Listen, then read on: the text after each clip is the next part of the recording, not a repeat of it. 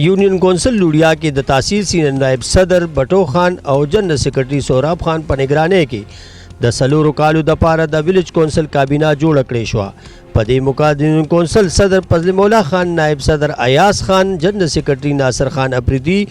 او د یونین کونسل نور ټول کارکنان په ګڼ شمېر موجود وو. په دې موقع د تحصیل مشرانو د ویلج کونسل نوې کابینې ته مبارکباد ورکړو او زیاته کړه چې نوې ټاکلې شوې کابینه به په ښه طریقې سره خپله ډیوټي کوي او د باچا خان بابا په ویژن به خپله زندگی تیروي. په دې موقع د تحصیل جنرل سیکرټري سوراب خان اکاخیل او سینئر نائب صدر روډیا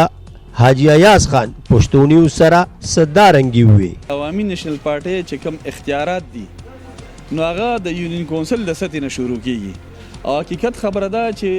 عوامي نېشنل پارټۍ ته چې کوم ورکر خدمت کوي نو دا د یونین کونسل هغه خلک کوي، پای کې ویلج کونسل دي، نیبرهوډ دي.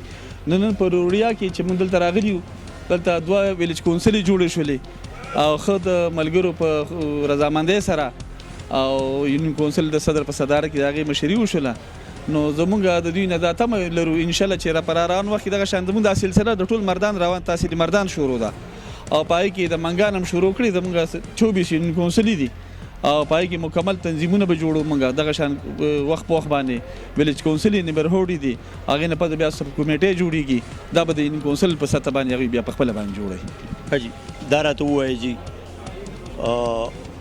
اوس چې کوم دی نو یو ازادي مارچ به هم کېږي، د هغې دپاره چې کوم دی نو بله خیدر خان حوتي صاحب چې کوم دی نو په هغې باندې خبره کړې وه چې که موږ سره موږ ته اډر وشو نو موږ هم په دې مارچ کې دا کېږو. نو حیثیت بحیثیت یو ملګري چې تاسو د هغې پارټۍ لکه یو مرسته د یو بل کوئ نو که هغوی چېرې د ازادي مارچ کېږي هغوی څه به تاسو جوړېږئ؟ بالکل زموږ دا خواهش دی چې دا کوم خلک چې ازادي مارچ کې اپوزیشن زه یم چې دا 2 میاشتې مخکې راغلی وي چې څونه وخت لیټ کېږي او وخت تېرېږي د پاکستان خصوصا پښتون قوم دې سره وخت په تبعي طرف ته د هغوی مخه ده. په ملک کې امن نشته دی، مهنګایي ده، بدامني ده او کوم چې ازادي مار دی انشاءالله موږ د پارټۍ فیصلو ته ناست چې کله موږ د کالو شو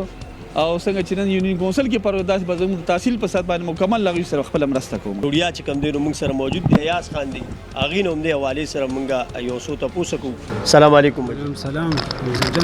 خیر دی جي ستا دعا ده. دا ستاسو دا غونډه راغونډه شوه او دې کې چې کوم دی نو تاسو دې ته خپلې عهدې غونډه کې ورکړئ چې د ایسکي په یو دغه کې تاسو ورکړئ نو لکه دا څنګه لکه د ایسکي ته څنګه دا خبر راله؟ دا جی بسم الله الرحمن الرحیم دا خو تاسو ولیدل ستاسو د مخې وه دا یو د دې عوامي نېشنل پارټۍ د جذبې یو نښه وه چې هر کارکن ځان پیش کوي چې ما له ذمهواري راکړه. حالان کې تاسو به کتلي چې په دې وخت کې موږ سره په لاس کې څه اختیار هم نشته، حکومت هم د نورو خلکو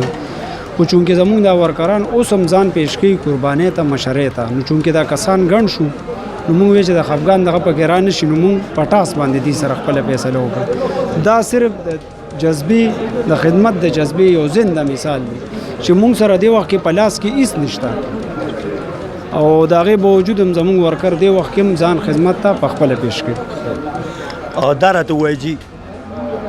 ازادي مارچ را روان دی چې اتحادي پارټو لکه آلریډي تاسو ته هم کال کړی دی، هغه ورځ خیدر خان حوتي صاحب ته هم چې کوم دی نو میډیا سره خبرې وکړي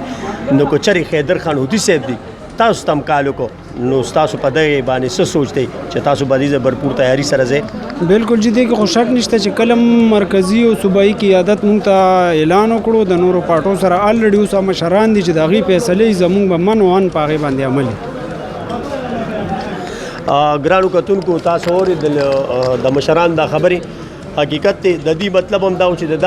دا زمونږ د پارټۍ منشور دی او دا زمونږ پارټي چې کومه زمونږ مشران هم وایي چې تاسو داسې غونډې چې کوم دی نو دا راغونډوئ چې د دې سره دا ورکر چې کوم دی دا چې کوم دی دا خپل محنت او دغه کوي او د دې پارټۍ لپاره منډې وي چې دی د دې پارټۍ نه جدا کېږي دا او دی جوړو کېږي او د دې د پارټۍ د هرې خبرې نه کم چې د مشرانو په منځ کې وشي چې د هغې نه خبرېږي او دی دا خبره مو کړه چې د ازادي مارچ اتحادي پارټو دغه کړی دی کال کړی دی که چېرې دوی ته خپلو مشرانو کال وکړو د ازادي مارچ نو دوی وایي چې موږ بھرپور طریقې سره د دې ځای نه بالکل شرکت کوو او زوبه. ما یوسف جان له اجازت راکړئ د خپل کیمرامین شهاب سره پښتو نیوز مردان.